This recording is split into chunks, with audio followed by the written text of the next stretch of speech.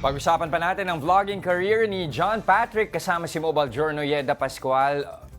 Nakakantig din yung kwento nito ni John Patrick. Narinig na natin, syempre, pag sa probinsya, sabi nga niya, ang paniwala ng pamilya, pinaglihian sa Alimango? Alimasag, Alimasag, yes. okay. Pero ito, linawin lang natin, meron bang klarong paliwanag tungkol doon sa kondisyon ni John Patrick?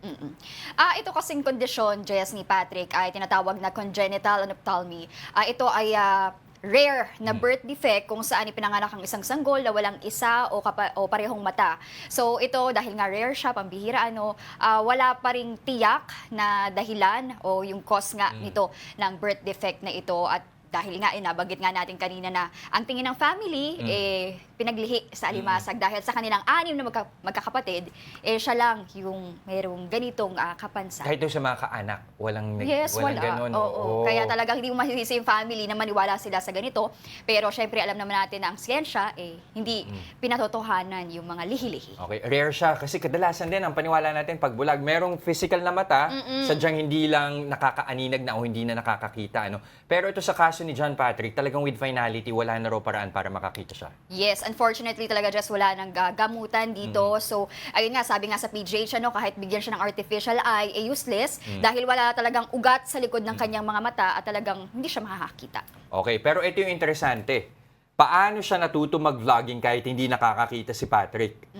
Most of the time, syempre nasa bahay lang siya, wala siyang ginagawa. At naririnig niya yung kanyang mga kapamilya na nag-phone. So naririnig niya, syempre TikTok, mga social media, naririnig niya na may mga vlog. So naisip niya na bakit hindi ko pasukan ito nang sa gayon, di ba? May magawa naman ako kahit nasa bahay lang ako, maging productive at nang sa gayon, makatulong sa pamilya. Uy, napukaw yung interest niya kahit very visual na content. Auditory, yes, ng mga vlogging, but at the same time, malaking component nun ay yung kung ano yung nakikita. It's still, napukaw yung interest niya.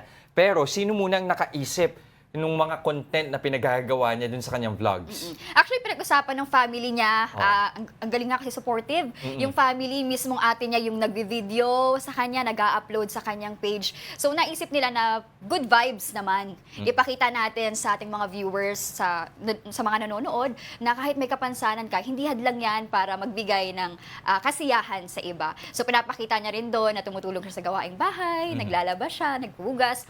So, para, yun nga, makatulong sa mga magulang. Okay, ay isa pa dun sa nakaka-inspire sa kanya, despite nung kapansanan niya, meron pa rin siyang hangarin na may pagpatuloy kahit papaano yung kanyang pag-aaral na naudlot 5 years ago na banggit mo kanina. Muli, maraming salamat, Mobile Journal Yeda Pascual.